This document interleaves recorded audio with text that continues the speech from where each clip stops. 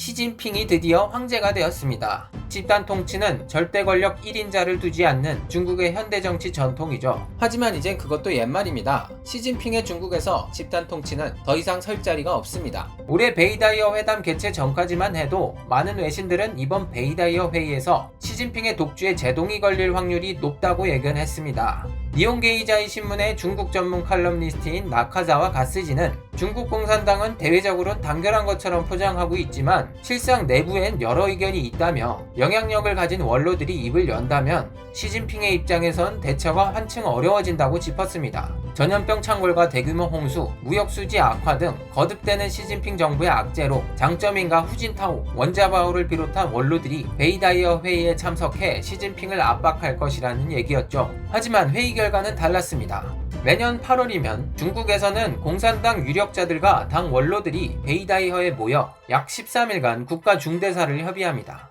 베이다이어 회의는 아는 사람은 다 안다는 중국의 최고위급 비공식 회의죠. 베이다이어 회의는 비공식 행사이지만 중국 공산당의 그 어떤 행사보다 많은 것이 협의되고 결정됩니다. 그 비밀성과 중요성으로 인해 로마 카톨릭의 교황 선출 행사인 콘클라베에 비교되곤 하죠. 베이다이어에서 논의되는 사안은 크게 두 가지입니다. 하나는 중국의 경제외교적 정책을 어떤 방향으로 이끌어갈지 정하는 것입니다. 또 하나는 새로 뽑을 공산당의 주요 당직을 각 세력의 균형에 맞춰 협의해 뽑는 것입니다. 일각에서는 이 베이다이어 회의야말로 중국 통치제도의 미덕이라 평하기도 합니다. 이를 통해서 각 정치 파벌이 서로 견제와 합의를 하고 균형을 이룬다는 것인데요. 말이야 그럴듯하지 실상은 자기들끼리의 리그, 집단 독재입니다. 중국인들도 자신들이 선거를 통해 뽑은 인민대표가 실상은 집권공산당 수뇌부의 거수기 역할밖에 하지 못한다는 것을 잘 알고 있습니다. 하지만 이렇게 형식이라도 갖춰준다면 모를까 베이다이어 회의는 선출되지도 않은 할아버지들이 모여서 나라를 좌지우지한다는데 이쯤 되면 중국인들도 한번 뒤집고 일어나고 싶게...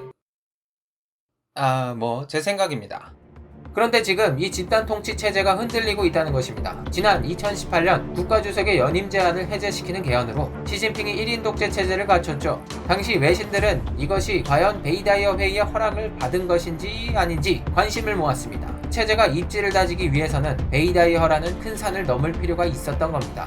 혹은 이미 넘었거나 말이죠.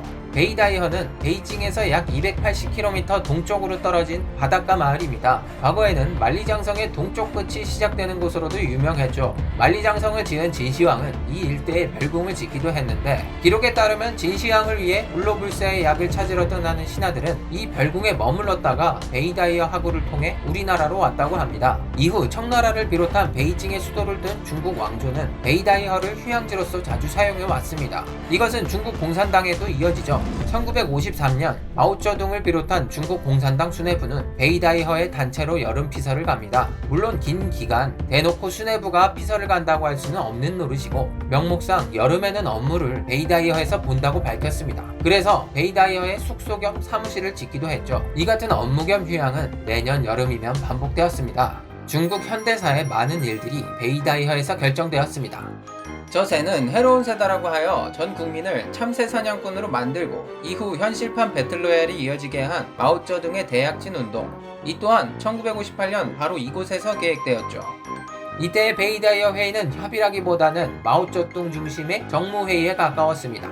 이후 마오쩌둥이 물러나고 덩샤오핑이 집권한 1980년대부터 집단 통치 제도가 자리 잡기 시작했죠. 이 시기를 거치면서 중국의 정치 파벌도 계파별로 윤곽이 뚜렷해지기 시작했고 그에 따라 베이다이어 회의도 정치 세력 간의 협의라는 그 기능을 발휘하기 시작했습니다. 베이다이어는 그 자체로 중국의 집단 통치를 상징했죠. 덩샤오핑에게 권력을 승계받은 장쩌민 집권 시기와 그 후 후진타오 집권 시기까지 베이다이어는 그 영향력을 계속 유지했습니다. 하지만 이때라고 마냥 잘 굴러갔던 것은 아닙니다. 후진타오 지도부도 베이다이어에 도전했던 적이 있었죠. 2003년 후진타오 국가주석은 베이다이어 회의가 국세 낭비라는 점을 들어 근검절약을 해야 한다며 폐지하겠다고 밝혔습니다. 장쩌민 등 원로들의 영향력에서 벗어나기 위해서였죠. 하지만 후진타오는 원로들의 압박에 못 이겨 베이다이어 회의를 다시 부활시킬 수밖에 없었습니다. 시진핑이 권력을 승계받고 있던 2012년 무렵 시진핑 또한 베이다이어를 통해 권력과 정당성을 확보할 수 있었습니다.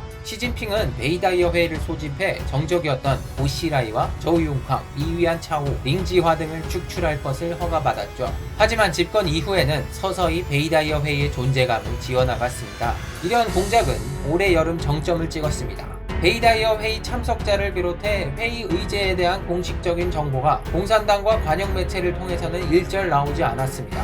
홍콩 신문사인 사우스차이나 모닝포스트는 이는 역사적으로 중요한 연례 휴가인 베이다이어가 마오쩌둥 전 국가주석 이후 가장 강한 권력을 가진 시 주석의 지도력 아래 어느 정도 의미가 퇴색했음을 시사한다고 분석했습니다. 장점인 후진타오, 원자바오를 비롯한 중국 원로들이 시진핑 체제에 제동을 걸 것이라는 예측은 회의 이전에만 떠들썩했지 결국 이들은 시진핑에게 어떤 압박도 줄 수 없었다는 평가입니다. 특히 회의 이후 중국 정가에는 시진핑 1인 체제가 더욱 강화될 조짐을 보이고 있습니다. 시진핑의 유일한 정적이었던 리커창 현 중국 총리가 이제는 완전히 투명인간이 되어버렸습니다. 대만 중앙통신사는 리커창 총리가 중칭 수해 지역을 방문해 재해 상황을 점검했으나 인민일보, CCTV, 신화통신이 일절 보도를 하지 않았다. 이는 지극히 이례적이라고 보도를 했습니다. 중국 3대 관영 매체가 리커창의 정치적 행보를 일절 보도하지 않은 거죠. 시진핑은 분명 지금까지의 지도자들과 차원이 다른 권력을 보여주고 있습니다. 사실 이런 집단 통치의 몰락은 시진핑이 다른 파벌을 전부 배제하고 권력을 장악했을 시점에서부터 예정된 수순이었습니다.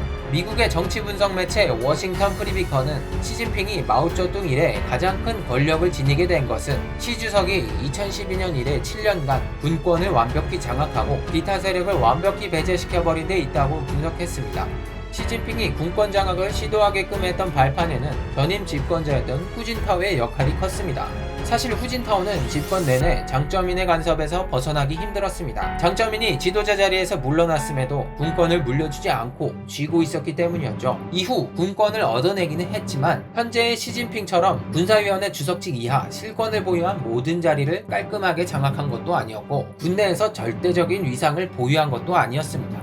권력 분산은 앞서 말한 대로 정치 계파들을 상호 존속시킨다는 이점이 존재했지만 반대로 국정 수행의 동력을 저하시킨다는 단점이 있었습니다. 경제는 이 계파가, 외교는 저 계파가, 사법은 그 계파가 담당하는 식으로 돌아가다 보니 어떤 분야에서는 부패가 만연해지기도 했죠. 아무튼 임기 내내 그런 경험을 했던 후진타오는 시진핑에게 자리를 물려줄 때 장쩌민과 협의하여 시진핑의 어느 정도는 권력을 집중시켜 주기로 했습니다. 장쩌민 또한 시진핑을 자신이 등용했고 시진핑에 대한 지분이 자기에게 있다고 생각했기 때문에 후진타오가 스스로 힘을 빼겠다는 제안에 반대할 이유가 없었습니다. 하지만 시진핑의 권력욕은 후진타오와 장쩌민의 예상을 훨씬 상회했습니다. 시진핑은 권력 승계 직후 반부패 운동을 통해 쉬차이허 군사위원회 부주석, 비보숭 군사위원회 부주석과 같은 후진타오와 장쩌민의 입김이 통할 만한 인물들을 쫓아내고 자기 사람을 앉혔습니다. 당시 만연해 있던 부패가 오히려 시진핑에게는 인사 물갈이를 할 좋은 명분이었던 셈이죠. 시진핑은 최측근인 쉬치량을 새로운 군사위원회 부주석으로 앉혀 중국 인민해방군을 발끝까지 장악해 나갔습니다. 수많은 군내 인사들을 부패 혐의로 엮어 보내버렸고 자신에게 충성할 새로운 소장파들을 대거 승진시켰습니다. 역사를 막론하고 독재를 실시하거나 독재를 막기 위해 꼭 필요한 권력은 군권이었습니다. 후진타오가 권력을 완벽히 장악하지 못한 것 또한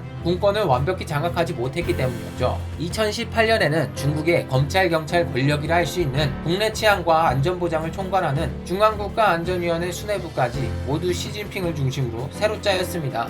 시진핑의 권력 독주는 이제 중국에서 정치 개파라는 것을 무의미하게 만들고 있습니다. 최근 중국 정치계에는 기존 정치 개파였던 태자당, 공차응단, 상하이방 외에 시파라는 새로운 파벌이 생겼습니다. 이름 그대로 시진핑을 중심으로 한 개파인데요. 이전에는 분명히 다른 파벌로 분류되던 인원들 또한 지금은 자신이 살아남기 위해 시파임을 자처하고 있다고 합니다. 시진핑은 드디어 황제가 되었습니다. 그는 과거의 마오쩌둥, 러시아의 푸틴에 비견할 만한 권력을 확보했습니다.